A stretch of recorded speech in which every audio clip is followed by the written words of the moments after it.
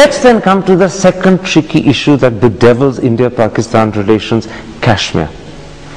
Is it a core issue for Imran Khan?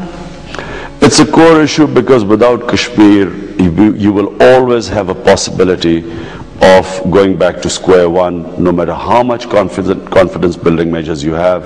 If something happens in Kashmir, it will have, or because of Kashmir, we don't know. Maybe something happens from within Kashmir in India, some sort of terrorist attack.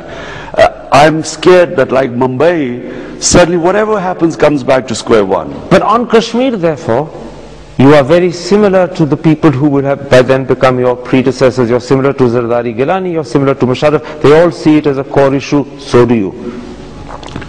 It's the only issue.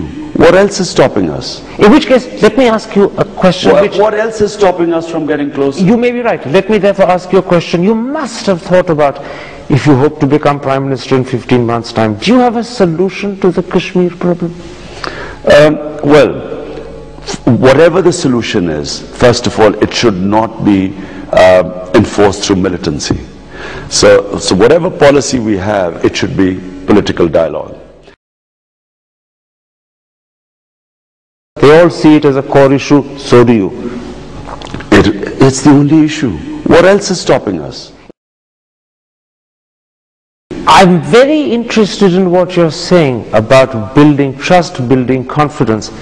It reminds me of something President Zardari said to this very program, Devil's Advocate, 3 years ago. He said, India and Pakistan should try and resolve the Kashmir issue as India and China are seeking to resolve their border dispute. He said, put it aside on the back burner for a later, wiser generation to sort out, and in the meantime, build confidence and trust in each other by boosting trade, by boosting confidence measures like playing cricket. Then, 10 years later, the new atmosphere would help solve Kashmir.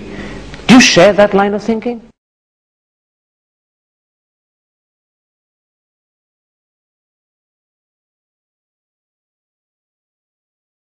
I think that the more confidence we build with each other, the more trade we have, the more trust we develop, and the moment military and or militancy or intelligence agencies' roles disappear, and more we solve our issues on the dialogue table, that's the only way forward.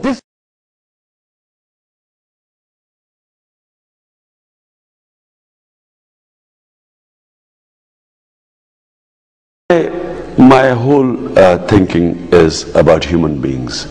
I think that any country, any area that is which is ruled by army, which is where there's an army operation going on, is always going to be in a mess. And so I'm really anti-military operations. And I have from day one opposed all military operations, which is why I was called pro-Taliban. And in Kashmir, I know what is happening to the people of Kashmir. You cannot have hundreds of thousands of troops in an area and think that there'll be not violations of human rights. Remember, Army's job is never succeeds in civilian areas. Because I think it's about rights of Kashmiri people. It's not about liberating or anything. It's about whatever the people of Kashmir decide. That should be it now. I do not any longer consider it to be some sort of a territorial dispute. I think it's more a human rights issue now.